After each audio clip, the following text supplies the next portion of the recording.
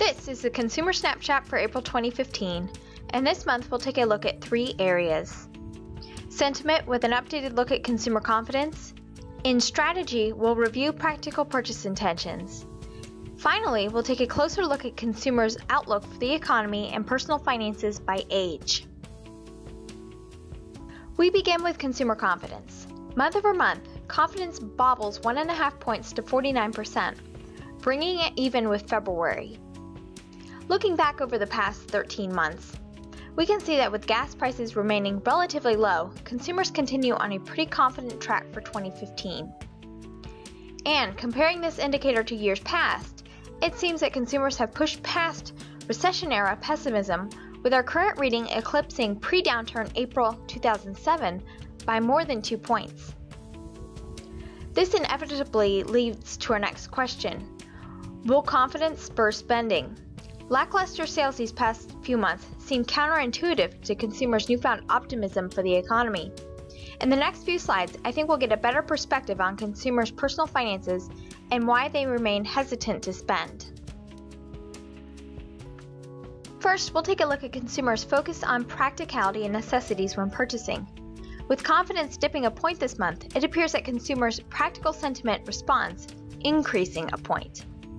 In April, 2 in 5 assert pragmatic purchase intentions, rising marginally from March, though resting more than 2 points below April 2014. Now looking at our second indicator here, those focused on just what they need when at the store also rises a point month over month to a current 46.3%. And like practicality, this reading resides below the same stat from a year ago. I think what we can glean from this chart is that consumers are in a better headspace about their approach to purchasing compared to a year ago. But that isn't necessarily enough to spur spending. So let's take a closer look at these issues. In these next 3 slides, I'm displaying some of the key economic and personal finance indicators that we track, segmented by age. I'd like to pay particular attention to 18 to 34-year-olds, our loosely defined millennials. Here we're looking at consumer confidence alongside practicality. Millennials are sometimes referred to as the generation of contradictions, which I think is the perfect descriptor here. While younger consumers express the highest confidence in the economy, they are also the most likely to assert practicality when purchasing. So, optimism in the economy doesn't necessarily mirror consumers' approach to spending. Moving on to this next slide, I think we can also term 18 to 34-year-olds as a generation of skeptics. Here we're looking at expectations for more layoffs over the next 6 months, as well as higher gas prices by month's end. More than 1 in 5 of this group expect an increase in layoffs, which is higher than their older counterparts. I think this directional gas price indicator points to why we aren't seeing consumers run out and spend their gas price savings so far.